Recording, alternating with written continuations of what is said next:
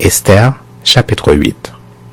En ce même jour, le roi Assuérus donna à la reine Esther la maison d'Aman, l'ennemi des Juifs.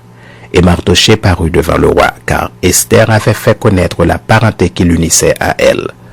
Le roi ôta son anneau qu'il avait repris à Aman et le donna à Mardochée. Esther de son côté établit Mardochée sur la maison d'Aman.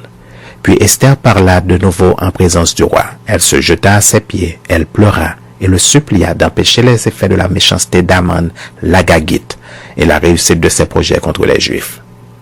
Le roi tendit le sceptre d'or à Esther qui se releva et resta debout devant le roi. Elle dit alors, « Si le roi le trouve bon, et si j'ai trouvé grâce devant lui, si la chose paraît convenable au roi et si je suis agréable à ses yeux, qu'on écrive pour révoquer les lettres conçues par Aman, fils d'Amédata l'Agagite, et écrites par lui, dans le but de faire périr les Juifs qui sont dans toutes les provinces du roi. Car comment pourrais-je voir le malheur qui atteindrait mon peuple, et comment pourrais-je voir la destruction de ma race? » Le roi Assuérus dit à la reine Esther et aux Juifs Mardochée, « Voici j'ai donné à Esther la maison d'Aman, et il a été pendu au bois pour avoir étendu la main contre les Juifs. Écrivez donc en faveur des Juifs comme il vous plaira, au nom du roi, et scellez avec l'anneau du roi. Car une lettre écrite au nom du roi et scellée avec l'anneau du roi ne peut être révoquée. » Les secrétaires du roi furent appelés en ce temps le 23e jour du 13e mois, qui est le mois de Sivan.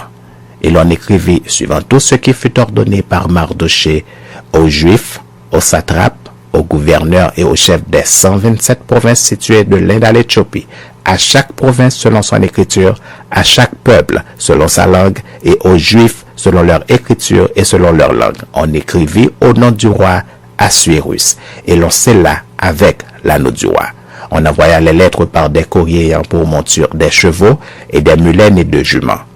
Par ces lettres, le roi donnait aux Juifs, en quelque ville qu'ils fussent, la permission de se rassembler et de défendre leur vie, de détruire, de tuer et de faire périr avec leurs petits-enfants et leurs femmes tous ceux de chaque peuple et de chaque province qui prendraient les armes pour les attaquer et de livrer leurs biens au pillage.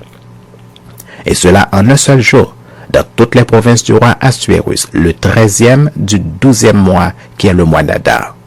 Ces lettres renfermaient une copie de l'édit qui devait être publié dans chaque province et informaient tous les peuples que les Juifs se tiendraient prêts pour ce jour-là à se venger de leurs ennemis. Les courriers, montés sur des chevaux et des mulets, partirent aussitôt et en toute hâte, d'après l'ordre du roi. L'édit fut ainsi publié dans Suse, la capitale. Mardochée sortit de chez le roi avec un vêtement royal bleu et blanc, une grande couronne d'or et un manteau de byssus et de pourpre.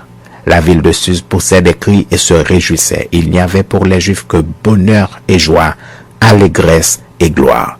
Dans chaque province et dans chaque ville, partout où arrivait l'ordre du roi et son édit, il y eut parmi les Juifs de la joie et de l'allégresse, des festins et des fêtes, et beaucoup de gens d'entre les peuples du pays se firent juifs, car la crainte des Juifs les avait saisis.